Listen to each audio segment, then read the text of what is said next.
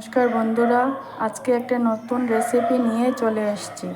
আজকে বানাবো হচ্ছে ডিম কারি। ডিম কারি বানানোর জন্য 4টে ডিম আমি বয়েল করে হাফ করে নিয়েছি।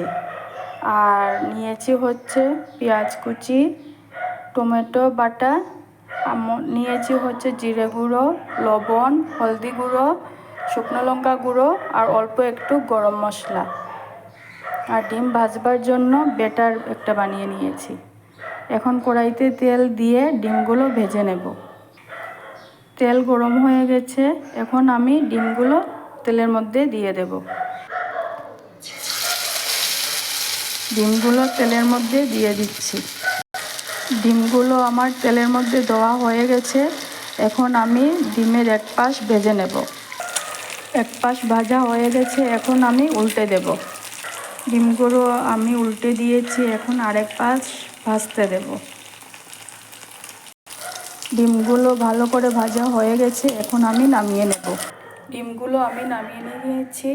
এখন এই তেলে আমি পেঁয়াজগুলো ছেড়ে দেব। পেঁয়াজ আমি এই তেলে অল্প ভেজে নেব। পেঁয়াজগুলো ভাজা হয়ে গেছে, এখন আমি টমেটোর পেস্ট দিয়ে দেব। টমেটোর পেস্ট দিয়ে অল্প সময় আমি নাড়াচাড়া করব। এটাকে আমি অল্প সময় ভেজে নেব। আমার ভাজা হয়ে গেছে, এখন আমি একে একে সব মশলা দিয়ে দেব। সব মশলা দেওয়া হয়ে গেছে, এটাকে এখন আমি অল্প জল দিয়ে এটাকে আমি সাঁতলাবো। অল্প জল দিয়েছি, এখন আমি এটাকে অল্প সময় সাঁতলাবো।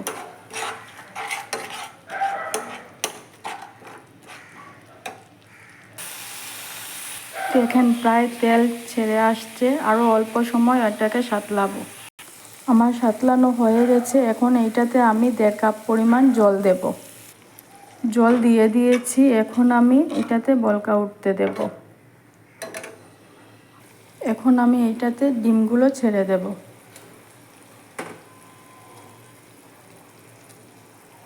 ডিমগুলো ছেড়ে দিয়েছি, এখন আমি হতে দেব। এটাকে ঢাকা দিয়ে রেখে দেব। এখন আমি ঢাকনা তুলে ডিমগুলো উল্টে দেব।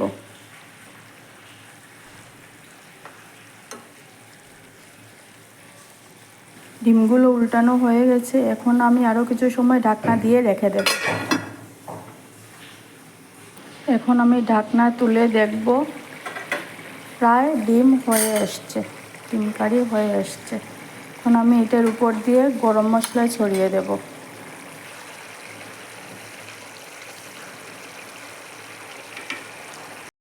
গরম মশলা দিয়ে দিয়েছি, এখন এইটা আমি নামিয়ে নেব। ডিম কারি রেসিপি আমার কমপ্লিট। কেমন হয়েছে কমেন্টে জানাবেন, আবার অবশ্যই সাবস্ক্রাইব করবেন।